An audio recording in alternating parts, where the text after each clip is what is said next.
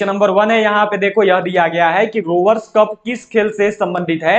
Rovers Cup is related to which sport, football, lawn tennis, badminton या फिर basketball. पूछा हुआ सवाल है, इंडियन आर्मी के पेपर में आया हुआ है। चलिए जल्दी से करना और सबको बताना है कि जो रोवर्स कप है यह आपका किस खेल से संबंधित है। इस क्वेश्चन का सही आंसर क्या होगा?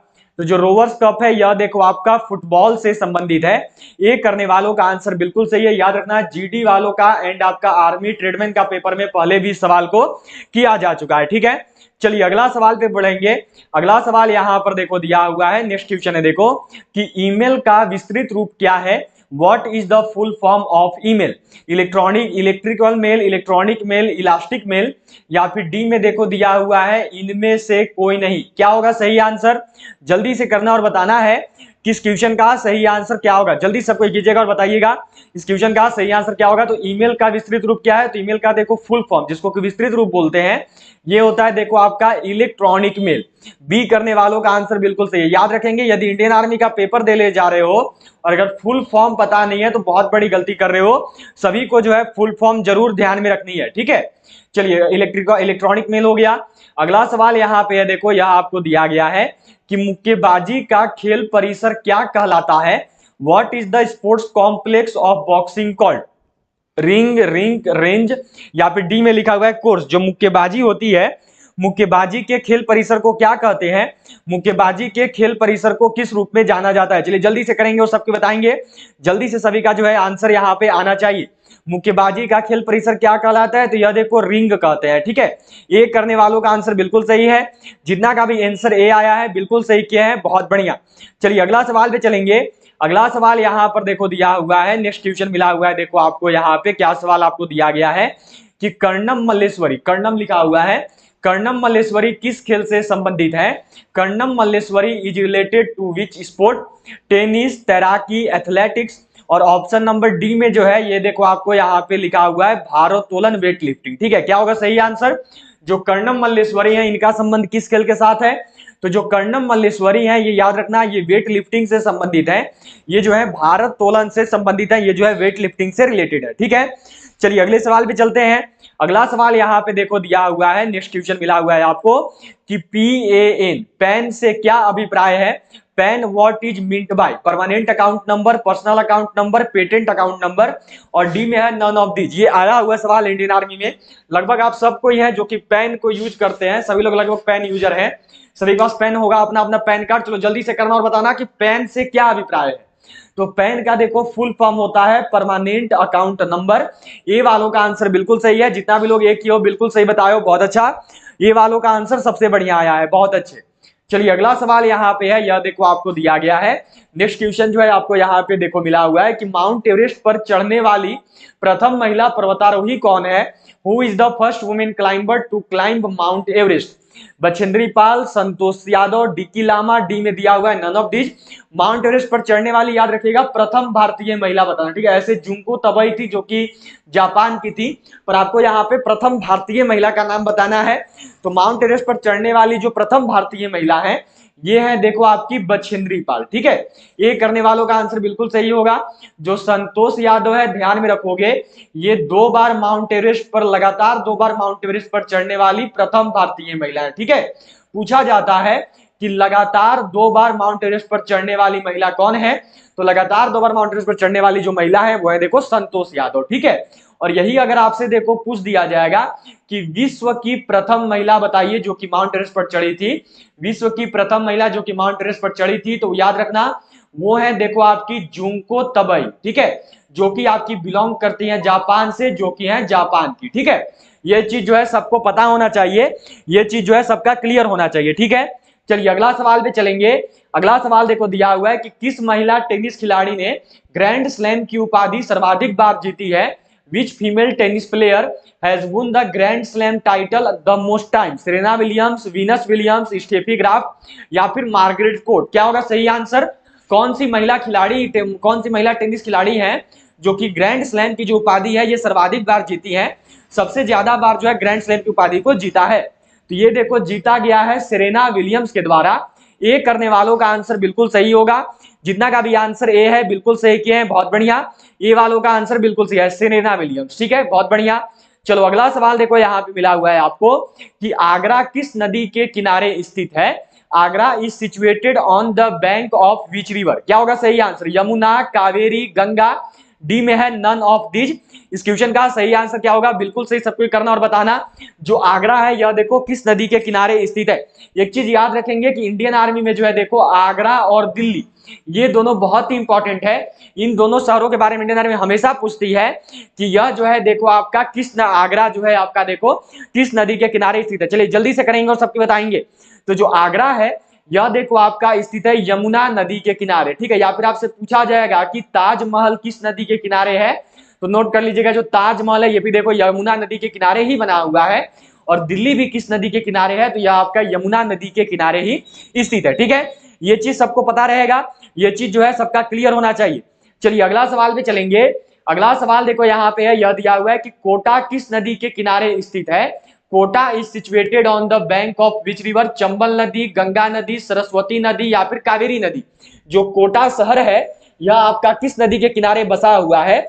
जो कोटा शहर है ये किस नदी के किनारे स्थित है। चलिए जल्दी से करेंगे और सबको बताएंगे। सबका आंसर जो है जल्दी से आना चाहिए, कोई भी जो है देरी नहीं करेंगे, बिल्कुल सही जो है सबको बताइएगा। इस क्वेश्चन का सही आंसर क्या होगा, बिल्कुल सही सबका आंसर आना चाहिए।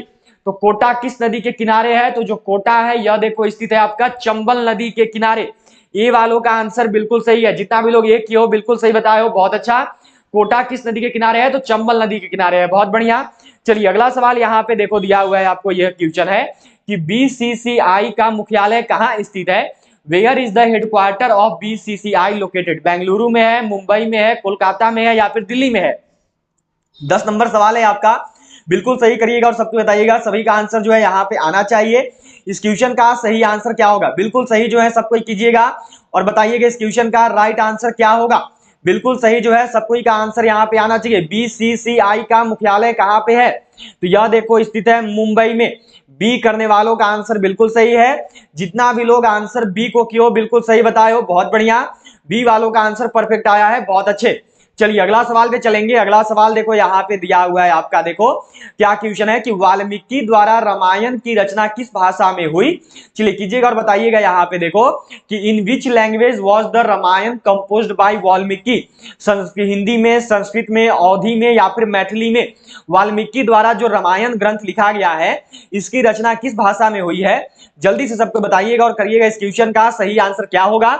तो वाल्मीकि द्वारा जो रामायण की रचना है यह देखो की गई है संस्कृत भाषा में, ठीक है। बी वालों का आंसर बिल्कुल सही है। ये सवाल देखो जीडी का, इंडियन आर्मी का ट्रेडमैन का, इंडियन आर्मी का नर्सिंग असिस्टेंट, तीनों में आ रखा है। पूछा गया था कि वाल्मीकि के द्वारा जो है देखो आपका रामायण ग्रंथ की रचना किस भाषा में की गई है, तो संस्कृत में। सबको ध्यान में रखेंगे, ठीक है। चलिए अगला सवाल यहाँ पे देखो दिया हुआ है, नेक्स्ट क्वेश्चन मिला हुआ है आपको, देखो यहाँ पे कि भारत में रेडियो प्रसारण का प्रारंभ किस वर्ष हुआ। In which year did radio broadcasting start in India. इस क्वेश्चन का सही आंसर क्या होगा, 1923 में, 1930 में या फिर 1936 में। इस क्वेश्चन का सही आंसर क्या होगा, बिल्कुल सही जो है सबको को करना है और बताना है इस क्वेश्चन का सही आंसर क्या होगा।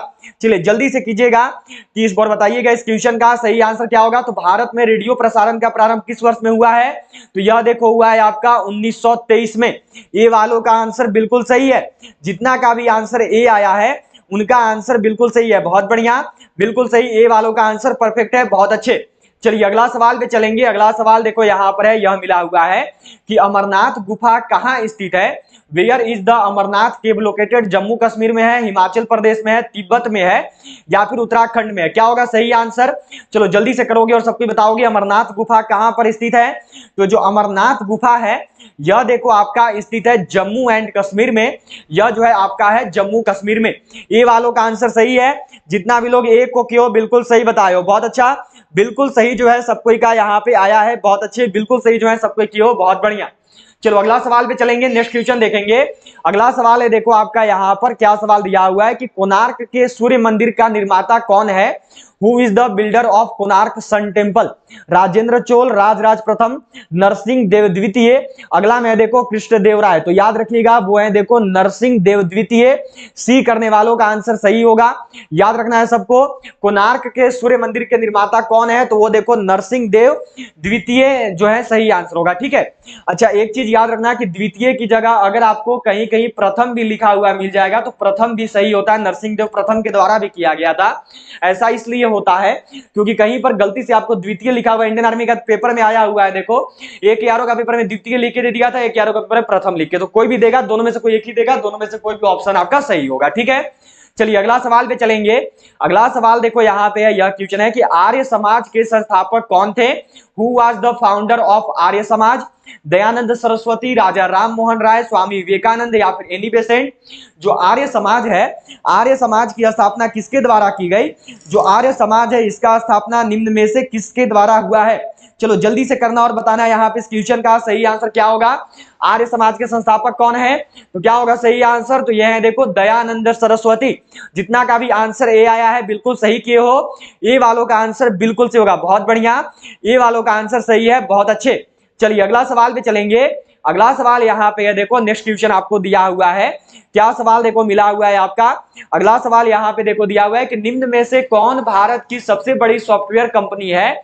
Which of the following is the largest software company in India? Infosys, TCS, Wipro, D में है none of these, इनमें से कोई नहीं। निम्न में से कौन जो है देखो आपका भारत की सबसे बड़ी जो है आपकी देखो यहाँ पे सॉफ्टवेयर कंपनी है? इस क्वेश्चन का सही आंसर क्या होगा? जल्दी से सबको करने की कोशिश कीजिएगा, इस क्वेश्चन का सही आंसर क्या होगा? तो निम्न में से कौन जो है भारत की सबसे बड़ी सॉफ्टवेयर कंपनी है? तो जितना का आंसर यहाँ पे बी आया है बिल्कुल सही क्यों, बहुत बढ़िया, बी वालों का आंसर सही है, बहुत अच्छे। चलिए अगले सवाल पे चलते हैं। अगला सवाल यहाँ पे देखो दिया हुआ है, नेक्स्ट क्वेश्चन देखो आपको मिला हुआ है, यह क्वेश्चन है कि स्टैच्यू ऑफ लिबर्टी कहाँ स्थित है? Where is the Statue of Liberty located? Bharat में है, फ्रांस में है, न्यूयॉर्क में है या फिर चीन में है? जो स्टैच्यू ऑफ लिबर्टी है यह कहाँ पे स्थित है? जो स्टैच्यू ऑफ लिबर्टी है ये कहाँ पे है? जल्दी सब कोई करना और बताना इस क्वेश्चन का सही आंसर क्या होगा। स्टैच्यू ऑफ लिबर्टी कहाँ स्थित है? तो जो स्टैच्यू ऑफ लिबर्टी है यह देखो आपका स्थित है न्यूयॉर्क में, ठीक है। इसी के साथ साथ अगर देखो आपसे यहाँ पे पूछा जाता है कि स्टैच्यू ऑफ यूनिटी कहाँ पे है, तो याद रखेंगे अगर स्टैच्यू ऑफ यूनिटी पूछेगा तो ये आपका भारत में है, ठीक है, और स्टैच्यू ऑफ लिबर्टी पूछेगा तो यह न्यूयॉर्क में है, दोनों अलग अलग है, ध्यान में रखना सब कोई। चलो अगला सवाल पे चलते हैं। अगला सवाल देखो यहाँ पे है, यह आपको दिया गया है कि भारतीय नाट्य संस्थान कहाँ स्थित है? Where is the Indian Institute of Drama located? ये पूछा हुआ सवाल है, इंडियन आर्मी का पेपर में आया हुआ है, नई दिल्ली में है, लखनऊ में है, भोपाल में है या फिर पुणे में है? जो भारतीय नाट्य संस्थान है, जो इंडियन इंस्टीट्यूट ऑफ ड्रामा है, यह कहाँ पे स्थित है? इस क्वेश्चन का सही आंसर क्या होगा? चलो जल्दी से करना और बताना इस क्वेश्चन का सही आंसर क्या होगा। बिल्कुल सही जो है सबको का आंसर यहाँ पे आना चाहिए। भारतीय नाट्य संस्थान कहाँ पे है? तो यह देखो आपका स्थित है नई दिल्ली में। ए करने वालों का आंसर बिल्कुल सही है, बहुत बढ़िया। कौन कौन हो जो कि ए किए हो, बिल्कुल सही बताए हो, बहुत अच्छे। चलो अगला सवाल पे चलेंगे। यह देखो यहाँ पे मिला हुआ है कि मीनाक्षी मंदिर कहाँ अवस्थित है? Where is the Meenakshi temple located? Kanchipuram में है, तिरुपति में है, मदुरई में है या फिर खजुराहो में है? याद रखिएगा अगर इंडियन आर्मी का पेपर देने जा रहे हो और अगर मंदिर वाला टॉपिक नहीं पढ़ के गए हो तो सबसे बड़ा नुकसान आपको होगा, क्योंकि कम से कम 2 क्वेश्चन तो इंडियन आर्मी मंदिर वाला टॉपिक से पूछ ही देती है हर साल जो है आपका मंदिर वाले टॉपिक से 2 क्वेश्चन तो आता ही आता है। चलो जल्दी से करो अगर बताओगे, ये भी सवाल पहले पूछा गया है। मीनाक्षी मंदिर कहाँ पे है? मैंने भी सबको पढ़ा रखा है। तो जो मीनाक्षी मंदिर है ये देखो आपका स्थित है मदुरई में। सी वालों का आंसर बिल्कुल सही है, बहुत बढ़िया। जितना भी लोग का आंसर सी आया है बिल्कुल सही किया, बहुत अच्छा। चलो चलते हैं अगला सवाल पे। अगला सवाल देखो यहाँ पे है, ये आपको दिया हुआ है कि बिहू किसका मुख्य पर्व है? Bihu is the main festival of Assam, Bihar, Jharkhand, और ऑप्शन नंबर डी में दिया हुआ है देखो आपका यहाँ पे उड़ीसा। चलो 20 नंबर सवाल है, बिल्कुल सही करना और बताना जो बिहू है ये किसका मुख्य पर्व है? जो बिहू है ये किसका मेन फेस्टिवल है? इस क्वेश्चन का सही आंसर क्या होगा? बिल्कुल सही जो है सबका आंसर यहाँ पे आना चाहिए। बिहू जो है किसका मेन फेस्टिवल है? तो जो बिहू है यह देखो आपका त्योहार है असम राज्य का। ए करने वालों का आंसर बिल्कुल सही है। बिहू किसका प्रमुख त्योहार है? तो यह असम का है। ठीक है, चलिए अगला सवाल पे चलेंगे। नेक्स्ट क्वेश्चन यहाँ पे है, यह देखो आपको दिया हुआ है कि भारत की सबसे बड़ी जनजाति कौन सी है? Which is the largest tribe of India? Gond है, इरूला है, पनियान है। ऑप्शन नंबर डी में देखो दिया हुआ है नन ऑफ दी। चलो करना और बताना कि भारत की सबसे बड़ी जनजाति कौन सी है? निम्न में से जो है भारत की सबसे बड़ी जनजाति कौन सी होती है? इस क्वेश्चन का सही आंसर क्या होगा? जल्दी से सबको कीजिएगा और अपना अपना आंसर बताइएगा। भारत की सबसे बड़ी जनजाति क्या है?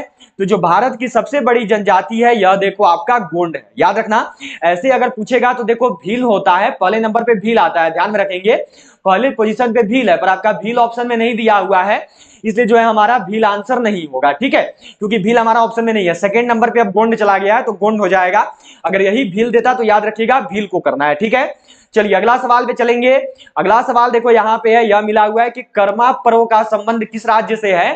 Karma festival is related with which state? जो कर्मा पर्व है, जो कर्मा त्योहार है, यह देखो आपका किस राज्य से संबंध रखता है? इस क्वेश्चन का सही आंसर क्या होगा? तो जो कर्मा पर्व है, जो कर्मा त्योहार है, ये देखो आपका बिहार और झारखंड राज्य से संबंध रखता है। बी करने वालों का आंसर बिल्कुल सही है, बहुत बढ़िया। जितना भी लोग बी को कियो बिल्कुल सही बताए हो, बहुत अच्छे। चलिए नेक्स्ट क्वेश्चन पे चलते हैं। अगला सवाल देखो यहाँ पे है, यह दिया गया है कि श्रीमद् भगवत की रचना किसने की? हु रोट श्रीमद् भगवत? कृष्ण ने, विश्वामित्र ने, वेद व्यास ने? डी में दिया हुआ है नन ऑफ दीज। ये पूछा हुआ सवाल है, इंडियन आर्मी का जीडी वालों का 2020 का पेपर में आया हुआ है। चलो जल्दी से करोगे और बताओगे। जो श्रीमद् भगवत है इसकी रचना निम्न में से किसके द्वारा की गई है? जो श्रीमद् भगवत है इसकी रचना निम्न में से किसने की? इस क्वेश्चन का सही आंसर क्या होगा? तो श्रीमद् भगवत जो है इसकी रचना देखो की गई है विश्वामित्र के द्वारा। बी वालों का आंसर बिल्कुल सही है, बहुत बढ़िया। किसने किया है? सॉरी, वेद व्यास ने किया है, विश्वामित्र ने नहीं, वेद व्यास ने किया है, याद रखिएगा। वेद व्यास के द्वारा जो है देखो आपका इसका रचना हुआ है। ठीक है, सी वालों का आंसर सही होगा। किस भाषा में किया है वेद व्यास ने? तो याद रखना संस्कृत भाषा में किया है। और केवल श्रीमद् भगवत ही नहीं, अगर आपको ऑप्शन में महाभारत में मिल जाएगा तो महाभारत का भी जो रचना है ये संस्कृत में ही हुआ है और यह जो है वेद व्यास के द्वारा ही किया गया है। ठीक है, ये चीज सबका क्लियर होना चाहिए। चलिए अगला सवाल यहाँ पे देखो आपका दिया हुआ है। नेक्स्ट क्वेश्चन जो है देखो आपको मिला हुआ है, ये सवाल है आपका। यहाँ पर देखो क्या सवाल आपको दिया हुआ है। तो नेक्स्ट क्वेश्चन जो है यह देखो आपको यहाँ पे मिला हुआ है कि जनसंख्या की दृष्टि से भारत का सबसे छोटा राज्य कौन सा है? Which is the smallest state of India in term of population? चलिए करेंगे और बताएंगे कि पॉपुलेशन के हिसाब से जो है देखो आपका जनसंख्या की दृष्टि से जो है भारत का सबसे छोटा राज्य कौन सा है? तो जनसंख्या की दृष्टि से अगर सबसे छोटा बोलेगा तो वो है सिक्किम। ठीक है, और यही आपका अगर क्षेत्रफल की दृष्टि से सबसे छोटा बोल देता, पूछ देता अगर आपसे कि क्षेत्रफल की दृष्टि से सबसे छोटा राज्य कौन सा है, तो ध्यान में रखेंगे वह गोवा है, सी हो जाता। ठीक है, चलिए अगला सवाल पे चलते हैं। अगला सवाल यहाँ पर है, ये देखो आपको दिया हुआ है। नेक्स्ट क्वेश्चन है कि नाथुला दर्रा किस राज्य में स्थित है? In which state is Nathula pass located? Uttarakhand में है, हिमाचल प्रदेश में है, सिक्किम में है या फिर मणिपुर में है? जो नाथुला दर्रा है ये आपका किस राज्य में स्थित है? ये इंडियन आर्मी का जीडी वालों का देखो 2020 का पेपर में आया हुआ है। जल्दी से करेंगे और बताएंगे सबको ही। देखिए अब जो है इंडियन आर्मी दर्रा वाला सवाल बहुत कर रही है। पासे से रिलेटेड, जो दर्रा से रिलेटेड सवाल है वो अब इंडियन आर्मी में बहुत ज्यादा आ रहा है। नाथुला दर्रा किस राज्य में स्थित है?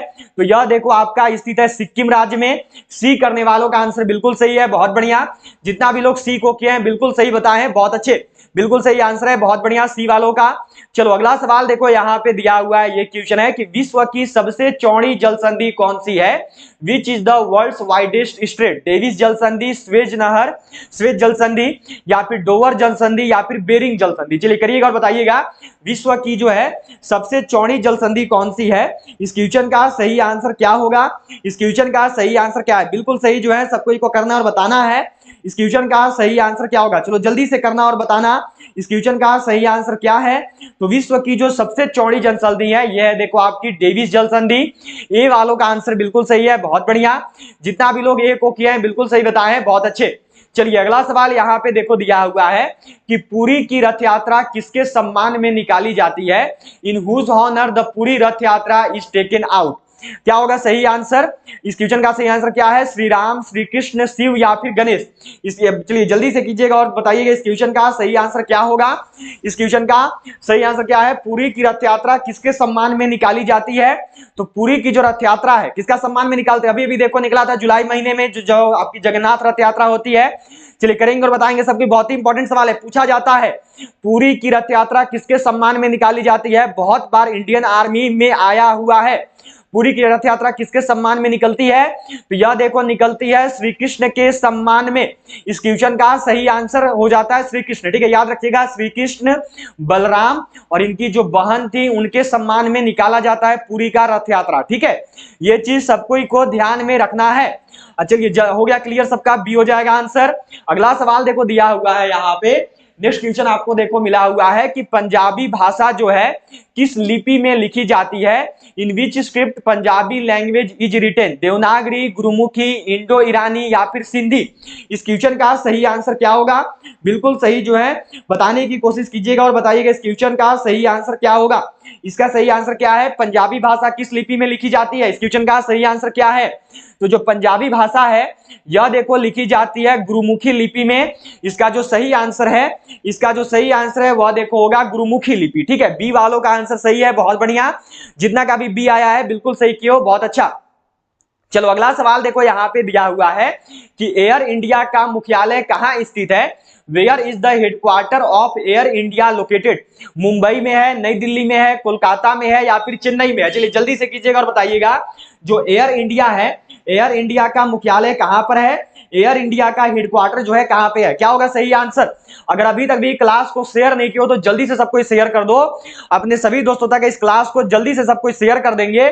इसके साथ साथ अगर अभी तक भी क्लास को लाइक नहीं किया तो सबको जल्दी से लाइक कर देना। और याद रखना रोज दोपहर 1 बजे और रोज शाम 7 बजे इंडियन आर्मी का क्लास आता है, तो दोनों क्लासेज में जो है सभी को जरूर जुड़ना है। जल्दी से सबको बताइएगा और कीजिएगा इस क्वेश्चन का सही आंसर क्या होगा। बिल्कुल सही जो है सबको का आंसर यहाँ पे आना चाहिए। चलिए जल्दी से करेंगे और बताएंगे इस क्वेश्चन का सही आंसर क्या है। बिल्कुल सही जो है सबको को यहाँ पे आंसर करना है। तो क्या होगा आंसर? तो देखो नई दिल्ली होता है। ठीक है, एयर इंडिया का मुख्यालय कहां पर है? तो नई दिल्ली में है, बहुत बढ़िया। बी वालों का आंसर सही होगा, याद रखना है। यहाँ पे याद रखिएगा बी कर लेंगे सबको, पीडीएफ जब दूंगा टेलीग्राम ग्रुप में तो सभी को बी कर लेना है, नई दिल्ली होगा। ठीक है, चलिए अगला सवाल पे चलते हैं। अगला सवाल देखो यहाँ पे है कि भारत और पाकिस्तान के बीच सीमा बनाने वाली रेखा कौन सी है? Which is the boundary line between India and Pakistan? Radcliffe रेखा, मैकमोहन रेखा, डूरंड रेखा या फिर डी में है नन ऑफ दीज?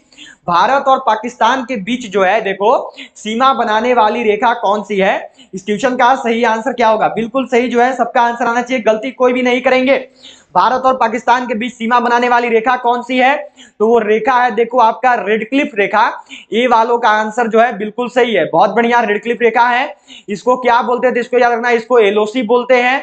एलओसी का फुल फॉर्म क्या है? पूछा गया, इंडियन आर्मी में आया हुआ सवाल है, तो याद रखना एलओसी का जो फुल फॉर्म है यह देखो लाइन ऑफ कंट्रोल।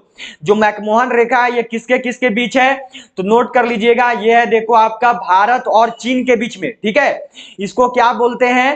तो इसको देखो LAC बोलते हैं, जिसका फुल फॉर्म क्या है? तो जिसका फुल फॉर्म है देखो आपका लाइन ऑफ एक्चुअल कंट्रोल। ठीक है, सभी लोग ध्यान में रखेंगे। और जो डूरंड रेखा है ये किसके किसके बीच है?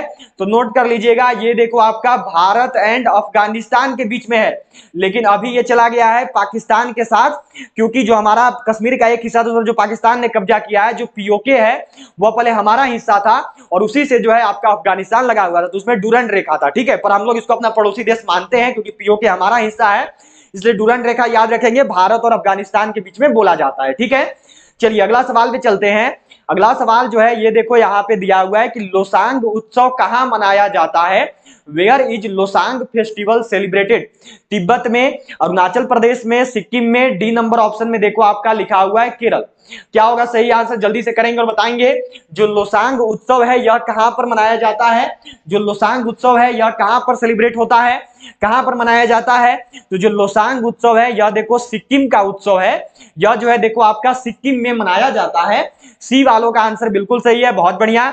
जितना भी लोग सी को किए हो बिल्कुल सही बताए हो, बहुत अच्छा। चलो अगला सवाल पे चलेंगे। अगला सवाल देखो यहां पर है कि नौरोज त्योहार किससे संबंधित है?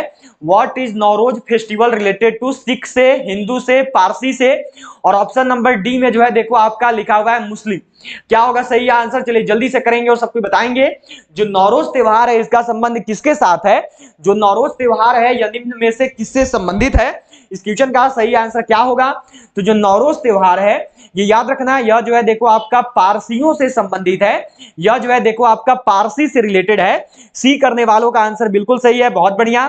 जितना का भी आंसर सी आया है बिल्कुल सही किया, बहुत अच्छा, पारसियों से संबंधित है, ठीक है, नौरोज त्योहार। चलो अगला सवाल है देखो आपका कि भारत का फ्लाइंग सिख किसे कहा जाता है? करना और बताना है कि भारत का फ्लाइंग सिख किसको कहते हैं, भारत का फ्लाइंग सिख कौन कहलाता है? Who is known as the flying Sikh of India? Mohinder Singh, Ajitpal Singh, Joginder Singh या फिर मिल्खा सिंह? क्या होगा सही आंसर? भारत का फ्लाइंग सिख निम्न में से किसको कहते हैं? निम्न में से वह कौन है जिसको देखो भारत के फ्लाइंग सिख के नाम से भी जाना जाता है, जिसको जो है आपका देखो फ्लाइंग सिख ऑफ इंडिया भी बोलते हैं? चलिए जल्दी से करना और सबको बताना है। इंडियन आर्मी में बहुत बार आया है, हर एक ट्रेड में, जीडी हो, ट्रेडमैन हो, नर्सिंग असिस्टेंट हो, टेक्निकल हो, सभी में जो है पूछा गया है। चलिए जल्दी से कीजिएगा और सबकी बताइएगा। तो भारत का फ्लाइंग सिख किसको कहते हैं? तो यह देखो कहते हैं मिल्खा सिंह जी को, ठीक है, डी आंसर सही होगा। यही अगर आपसे देखो यहां पे दे दिया जाए हॉकी का जादूगर किसको बोलते हैं, ये आया हुआ सवाल है, तो याद रखिएगा हॉकी का जादूगर जो है यह देखो कहते हैं मेजर ध्यानचंद को, ठीक है। हॉकी का जादूगर किसको कहा जाता है? तो हॉकी का जादूगर जो है यह देखो कहते हैं मेजर ध्यानचंद को, सभी लोग ध्यान में रखेंगे, ठीक है। चलिए अगला सवाल यहां पर देखिए दिया हुआ है, ये क्वेश्चन है आपका देखो कि बाघों का प्रमुख रिजर्व सरिस्का किस राज्य में अवस्थित है? In which state is the major tiger reserve Sariska located? Uttar Pradesh, Rajasthan, Uttarakhand या फिर मध्य प्रदेश? जो बाघों का प्रमुख रिजर्व है आपका सरिस्का, ये किस राज्य में स्थित? तो जिनका भी एग्जाम 15 जनवरी को होने वाला है, अगर अभी तक भी हमारी ई बुक को बाय नहीं किए हो तो जल्दी से सभी लोग खरीद लेंगे। जो हमारी आर्मी की देखो नई ई बुक है वो army general duty, women military police, tradesman, clerk सभी के लिए है। इसमें आपका 10 मॉडल पेपर इजी लेवल का है, 10 मॉडल पेपर टफ लेवल का दिया हुआ है और 5 अग्निवीर का ओरिजिनल पेपर है। ये आपको मिल रहा है मात्र 85 रुपये में। जिनको भी खास करके देखो मैथ और रीजनिंग में दिक्कत होगा वो इस किताब को जल्दी से बाई कर लेंगे, ये 85 रुपये वाला। अभी आपका जो 13 नवंबर और 16 अक्टूबर को एग्जाम हुआ था, इसमें 20 में से 20 सवाल इसी किताब से देखने को मिला था, फुल सॉल्यूशन के साथ है हिंदी इंग्लिश में। तो सभी लोग इस ई बुक को बाई कर लेना। ये मिल रहा है आपको खरीदने के लिए क्या करना है कि जो नंबर दिख रहा है इसी नंबर पे आपको पेमेंट करना है, फोन पे, पेटीएम, गूगल पे से, और फिर पेमेंट करने के बाद जो है पेमेंट का स्क्रीनशॉट आपको इसी नंबर पे सेंड कर देना है व्हाट्सएप पे। एक और देखो ई बुक है, इस ई बुक से अभी जो आपका 16 अक्टूबर को एग्जाम हुआ था, इस ई बुक से जो है देखो अभी आपका जो एग्जाम लिया गया था 16 अक्टूबर को, 16 अक्टूबर का एग्जाम में और आपका 13 नवंबर का एग्जाम में, इस वाला ई बुक से 30 में से 28 सवाल आया था जीके जीएस का। तो ये ई बुक देखो, यह जो ई बुक है ये आपके लिए है जीडी का, ये ई बुक जीडी का है। इसके साथ साथ women military police, tradesman, technical, nursing assistant, clerk सभी का है। इसमें आपका 3200 प्लस जीके जीएस क्वेश्चन दिया हुआ है, ये भी हिंदी इंग्लिश दोनों में आता है और ये मिल रहा है आपको मात्र 90 रुपये में। तो ये दोनों ई बुक आपके लिए बेहतरीन होने वाला है। खरीदने के लिए इसको भी यही करना है कि इसी नंबर पर आपको पेमेंट कर देना है, फोन पे, पेटीएम, गूगल पे से। फिर पेमेंट करने के बाद जो है पेमेंट का स्क्रीनशॉट आपको इसी नंबर पे सेंड करना है। तो जितने भी लोग जो हो अभी एग्जाम देने वाले हो 15 जनवरी को, वो लोग इन दोनों ई बुक को जरूर बाई करोगे, क्योंकि इससे आपका 15 जनवरी का पेपर आराम से निकल जाएगा। और अभी जो है 13 नवंबर को देखो, अभी केवल 13 नवंबर की ही अगर बात करें तो अभी जो है आपकी 13 नवंबर को जो है बच्चों को इस ई बुक से 50 में से 48 सवाल देखने को मिला था इन दोनों ई बुक में से। तो सभी लोग इन दोनों ई बुक को जरूर बाई कर लेंगे। एक ई बुक है 90 रुपये का, एक ही बुक है 50 रुपये का। 90 और 85 देखोगे तो हो जाएगा आपका 175 रुपया, लेकिन अगर साथ में करोगे तो दोनों ई बुक आपको मात्र 150 रुपये में मिल जाएगा। केवल 150 रुपये में आप इन दोनों ई बुक को खरीद सकते हैं, आपके 25 रुपये कम लगेंगे। तो खरीदने के लिए यही करना है कि ये जो नंबर दिख रहा है इसी नंबर पर आपको पेमेंट कर देना है और पेमेंट करने के बाद इसी नंबर पर आपको स्क्रीनशॉट सेंड करना है व्हाट्सएप पर। फिर जो ये ई बुक है ये PDF फॉर्मेट में आपके व्हाट्सएप पर भेज दिया जाए। तो याद रखिएगा सरिस्का में दो चीजें हैं, एक है सरिस्का पक्षी विहार और एक है आपका सरिस्का टाइगर रिजर्व। सरिस्का वाला दोनों बोलेगा तो दोनों याद रखना, दोनों जो है आपका देखो राजस्थान में ही स्थित है, दोनों का दोनों जो है देखो आपका राजस्थान में ही है, ठीक है। बी वालों का आंसर जो है बिल्कुल सही है, बहुत बढ़िया। जितना का भी आंसर बी है बिल्कुल सही किए हो, बहुत अच्छे। चलो अगला सवाल देखो यहाँ पे है, ये आपको दिया हुआ है, नेक्स्ट क्वेश्चन है कि भारत का स्कॉटलैंड किसे कहा जाता है? Which is called the Scotland of India? Gangtok को, दुर्ग को, दार्जिलिंग को या फिर शिमला को? क्या होगा सही आंसर?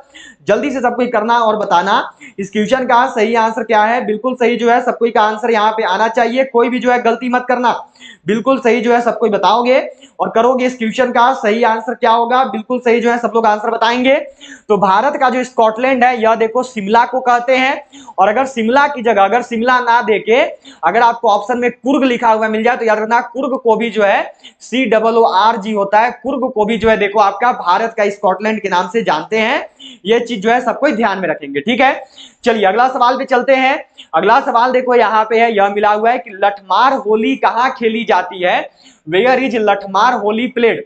मथुरा में, लखनऊ में, बनारस में या फिर अमृतसर में? आया हुआ सवाल है, जीडी का भी एंड आपका आर्मी ट्रेडमैन का भी, दोनों में जो है पूछा है लठमार होली जो है कहाँ खेली जाती है। तो जो लठमार होली है यह देखो मथुरा में खेली जाती है। ए वालों का आंसर बिल्कुल सही है, बहुत बढ़िया। जितना भी लोग ए किए हो बिल्कुल सही बताए हो, बहुत अच्छे। चलिए अगला सवाल पे चलेंगे। यह देखो यहाँ पे आपको मिला हुआ है, नेक्स्ट क्वेश्चन है कि बिहार का प्रमुख त्योहार है, what is the main festival of Bihar? Vaisakhi, Onam, Pongal या फिर छठ? चलिए जल्दी से कीजिएगा और बताइएगा बिहार का प्रमुख त्योहार क्या है।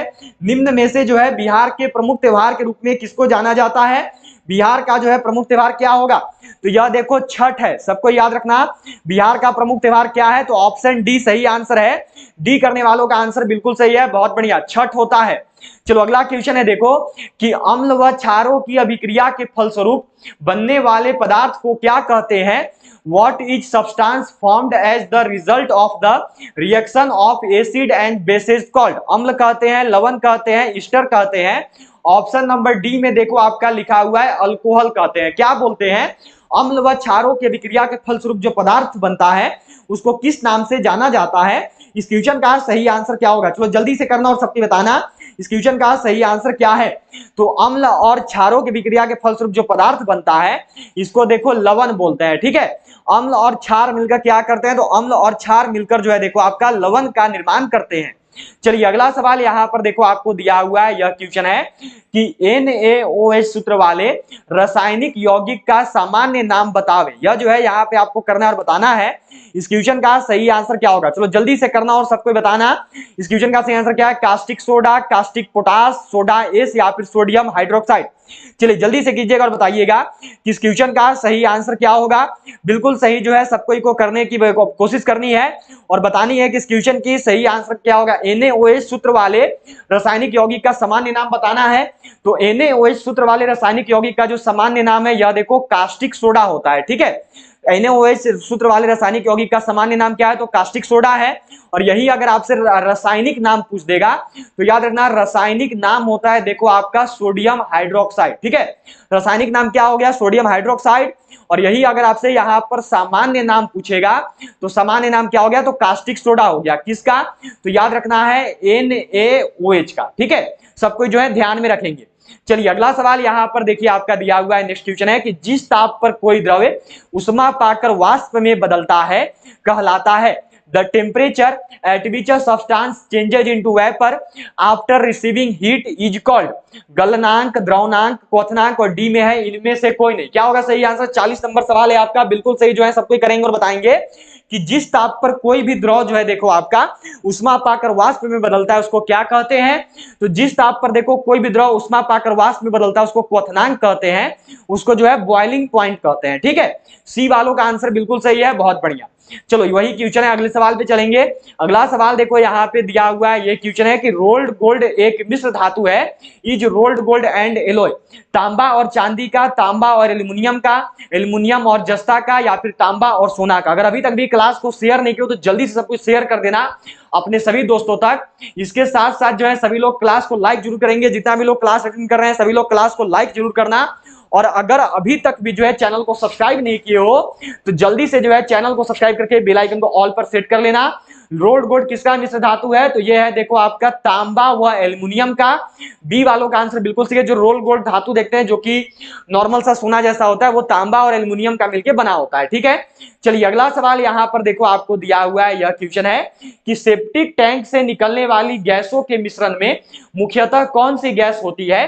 Which gas is mainly in the mixture of gases coming out of the septic tank, methane, ammonia, hydrogen. तीन ऑप्शन है, इन्हीं तीनों में आपका आंसर दिया हुआ है। चलो जल्दी से करना और बताना कि सेप्टिक टैंक से निकलने वाला जो गैसों का मिश्रण है उसमें मुख्य रूप से कौन सा गैस होता है। इस क्वेश्चन का सही आंसर क्या होगा, बिल्कुल सही जो है सब कोई करने की कोशिश करेंगे और बताएंगे कि इस क्वेश्चन का सही आंसर क्या है। चलो जल्दी से सब कोई करना और बताना अपना अपना आंसर। सभी का आंसर जो है यहाँ पे आना चाहिए, बिल्कुल सही सब लोग करोगे। तो सेप्टिक टैंक से निकलने वाला जो गैस है इसमें देखो आपका मीथेन गैस मुख्य रूप से पाया जाता है। ए वालों का आंसर जो है सही होगा। ठीक है, चलिए अगला सवाल पे चलते हैं। अगला सवाल यहाँ पे देखो दिया हुआ है, नेक्स्ट क्वेश्चन मिला हुआ है देखो कि सिगरेट लाइटर में निम्न में से कौन सी गैस प्रयुक्त होती है। Which of the following gas is used in cigarette lighter, butane, methane, propane या फिर रेडॉन। क्या होगा सही आंसर, चलो जल्दी से करना और बताना इस क्वेश्चन का सही आंसर क्या है। बिल्कुल सही जो है सबको को करना और यहाँ पर बताना है। सबका आंसर जो है बिल्कुल सही आना चाहिए। सभी लोग जो आंसर है बिल्कुल सही बताएंगे और करेंगे। इस क्वेश्चन का सही आंसर क्या होगा, चलो जल्दी से सबको को करना और बताना है यहाँ पे। तो सिगरेट लाइटर में कौन सी गैस मुख्य रूप से पाई जाती है, तो यह देखो ब्यूटेन गैस है। ठीक है, ए वालों का आंसर बिल्कुल सही आया है, बहुत बढ़िया। जितना भी लोग ए को किए हैं बिल्कुल सही बताए हैं, बहुत अच्छे, बिल्कुल सही आंसर है सबका। चलो अगला सवाल पे चलते हैं। अगला सवाल यहाँ पे है, यह देखो आपको दिया हुआ है, नेक्स्ट क्वेश्चन है आपका कि मानव शरीर में खून के शुद्धिकरण की प्रक्रिया को कहा जाता है। The process of purification of blood in the human body is called dialysis, haemolysis, thermolysis या फिर वीरोमेटपिस। क्या होगा सही आंसर, चलो बिल्कुल सही करिएगा और बताइएगा। सभी का आंसर जो है बिल्कुल सही आना चाहिए। सभी लोग जो है बिल्कुल सही करेंगे और बताएंगे इस क्वेश्चन का सही आंसर क्या होगा। चलो बिल्कुल सही जो है सबको को करना और बताना है इस क्वेश्चन का सही आंसर क्या है। मानव शरीर में खून के शुद्धिकरण की प्रक्रिया को क्या कहा जाता है। इस क्वेश्चन का सही आंसर क्या होगा, तो मानव शरीर में खून के शुद्धिकरण की जो प्रक्रिया है इसको देखो डायलिसिस के नाम से जानते हैं। ये वालों का जो आंसर है बिल्कुल सही आया है, बहुत बढ़िया। ये वालों का आंसर बिल्कुल सही होगा, बहुत अच्छा, बिल्कुल सही किए हो। चलो अब जो है आपका अगला सवाल है और आज का अंतिम सवाल है। 45 नंबर क्वेश्चन है, जल्दी से करेंगे और बताएंगे सबको। 45 नंबर सवाल है आपका।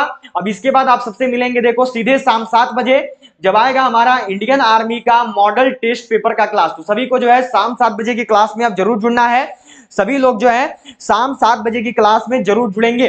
तो चलिए सभी लोग शाम 7 बजे क्लास में जरूर जुड़िएगा। शाम 7 बजे हम लोग मॉडल टेस्ट पेपर करेंगे। अगर 15 जनवरी को आर्मी परीक्षा निकालना चाहते हो, अगर आपको है कि हमको जो है 15 जनवरी को अग्निवीर आर्मी परीक्षा निकालनी है, 50 में से 45 प्लस सवाल बनाने हैं, तो इन दोनों ई बुक को सभी लोग जरूर खरीद लोगे। दोनों ई बुक, एक है मात्र 85 रुपये का, एक है मात्र 90 रुपये का। अभी आपका 15 जनवरी, अभी 13 नवंबर और 16 अक्टूबर को जो है देखो ये 50 रुपये वाला ई बुक में से 20 सवाल मैथ और रीजनिंग का आ गया था। तो जल्दी से सभी लोग बाई कर लेंगे जिनको भी मैथ रीजनिंग में दिक्कत होगा। ये जो ई बुक देख रहे हो 90 रुपया वाला, इससे अभी 30 में से जो है 28 सवाल आया था 13 नवंबर और 16 अक्टूबर को बच्चों के एग्जाम में। तो टोटल 48 सवाल जो है बच्चों का सही हो गया। 50 में से 48 सवाल केवल यही 2 किताब पढ़ के। तो जितने भी लोगों का एग्जाम है 15 जनवरी को और आपको है कि मुझे आर्मी की वर्दी चाहिए, मुझे परीक्षा निकालनी है, तो सभी लोग जितने भी 15 जनवरी वाले हो इस ई बुक को जरूर बाई कर लोगे। ये एक देखो है 50 रुपये का, एक है 90 रुपये का। अलग अलग करोगे तो हो जाएगा आपका 175 रुपये, लेकिन अगर साथ में करोगे तो मात्र 150 रुपये में आप इन दोनों ई बुक को खरीद सकते हैं, केवल 150 रुपये में। 175 की जगह केवल आपको 150 रुपये पेमेंट करना है, 150 रुपये 150 रुपीज़, फिर आपको ये ई बुक जो है मिल जाएगा।